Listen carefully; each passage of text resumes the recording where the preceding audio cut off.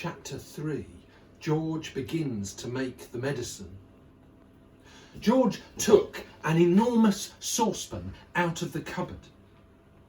"George!" came the shrill voice from the next room. "What are you doing?" "Nothing, Grandma," he called out. "You needn't think I can't hear you just because you closed the door. You're rattling saucepans." "I'm just tidying the kitchen, Grandma." Then there was silence.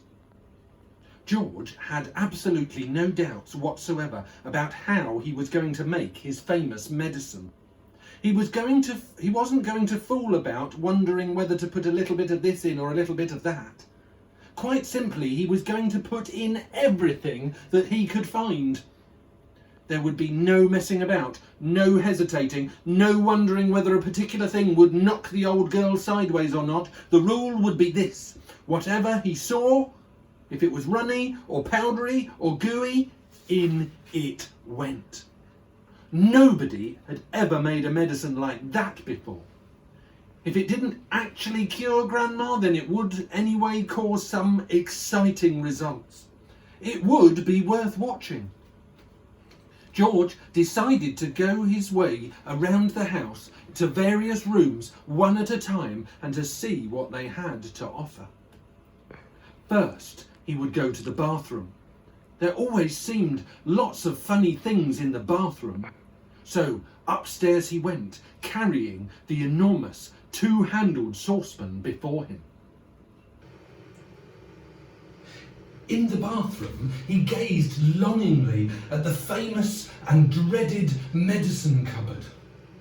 But he didn't go near it. It was the only thing in the entire house he was forbidden to touch. He had made solemn promises to his parents about this, and he wasn't going to break them. There were things in there that they had told him that could actually kill a person. And although he was out to give Grandma a pretty fiery mouthful, he didn't really want a dead body on his hands. George put the saucepan on the floor and went to work. Number 1 was a bottle labelled Golden Gloss Hair Shampoo. He emptied it into the pan. "That ought to wash her tummy nice and clean," he said. He took a full tube of toothpaste and squeezed the whole lot of it into one long worm. "Maybe that will brighten up those horrid brown teeth of hers," he said. There was an aerosol can of super foam shaving soap belonging to his father. George loved playing with aerosols. He pressed the button and kept his finger on it until there was nothing left. A whole wonderful mountain of white foam built up in the giant saucepan. With his fingers, he scooped out the contents of a jar of vitamin-enriched face cream. In went a small bottle of scarlet nail varnish. "If the toothpaste doesn't clean her teeth," George said, "then this will paint them as red as roses." He found another jar of creamy stuff labelled hair remover. "Smear it on your legs," it said, "and allow to remain for 5 minutes." George tipped it all into the saucepan. There was a bottle of yellow stuff inside it called Dishworth's famous dandruff cure, and in that went. There was something called Brilliant for cleaning false teeth. It was a white powder. In that went too. He found another aerosol can. "Nevermore Ponking deodorant spray, guaranteed," it said, "to keep away unpleasant body smells for the whole day." "She could use plenty of that," George said, and he sprayed the entire can into the saucepan. Liquid Paraffin, the next one was called. It was a big white bottle. He hadn't the faintest idea what it did to you, but he poured it in anyway. That, he thought, looking around him, was about all from the bathroom. On his mother's dressing table in the bedroom, George found yet another lovely aerosol can. It was called Helga's hair set. Hold 12 inches away from the hair and spray lightly. He squirted the whole lot into the saucepan. He did enjoy squirting these aerosols. There was a bottle of perfume called Flowers of Turnips. It smelled of old cheese. In it went. And in, too, went a large round box of powder. It was called Pink Plaster. There was a powder puff on top, and he threw that in as well for good luck. He found a couple of lipsticks. He pulled the greasy red things out of their little cases and added them to the mixture.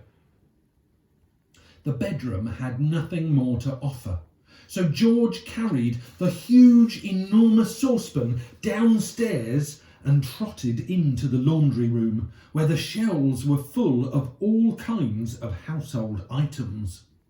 The first one he took down was a large box of Super White for automatic washing machines.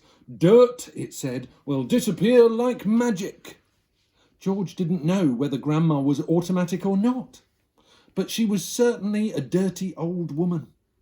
So she'd better have it all, he said, and tipped in the whole boxful. Then there was a big tin of Waxwell floor polish. It removes filth and foul messes from your floor and leaves everything shiny bright, it said. George scooped the orange-coloured waxy stuff out of the tin and plonked it into the pan. There was a round cardboard carton labelled flea powder for dogs. Keep well away from the dog's food, it said, because this powder, if eaten, will make the dog explode. Good, said George, pouring it all into the saucepan. He found a box of canary seed on the shelf. Perhaps this will make the old bird sing, he said, and in it went. Next, George explored the box with shoe-cleaning materials. Brushes and tins and dusters. Well now, he thought, Grandma's medicine is brown, so my medicine must also be brown, or she will smell a rat. The way to colour it, he decided, would be with brown shoe polish. The large tin that he chose was labelled dark tan. Splendid. He scooped it all out with an old spoon and plopped it into the pan. He would stir it up later.